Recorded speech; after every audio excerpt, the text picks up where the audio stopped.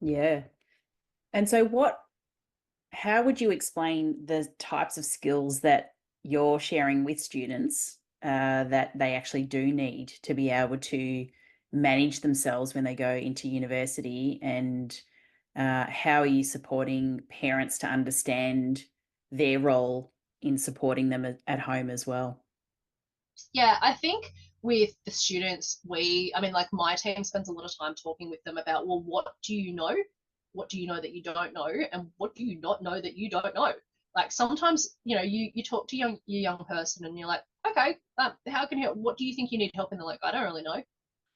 And they're being genuine. And this is the thing, like they're being genuine. And I think it's the same thing with parents. And I think there's a real opportunity there for a really, really open dialogue to be like, well, what do we not know together? And what are the ways that we can resolve that? So I actually think the asking questions and being curious and being vulnerable as to the um, what don't I know, I need to be open to the idea that there might be something beyond my contemplation that I might need, that could be helpful. I'm not saying it will be or it's the only thing, but allowing yourself, not going, here's the list of skills and traits that you must have to be successful. And I was recently giving a lecture at one of Australia's major universities on employability skills.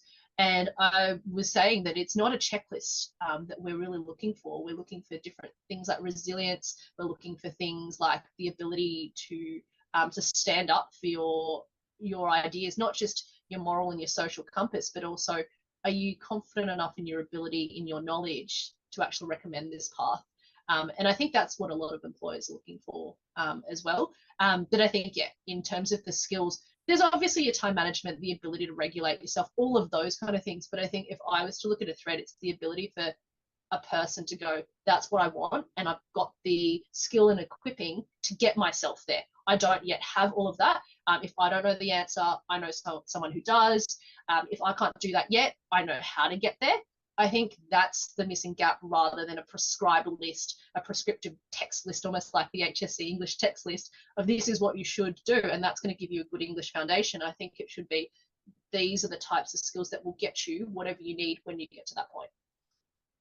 Yeah, so being resourceful and really, I guess it's those, I call them essential skills, not soft skills, as they're commonly known. But I guess the ability to think outside the box, be creative, seek the information that you need, and I guess become self-aware and self-led as a person and as a learner.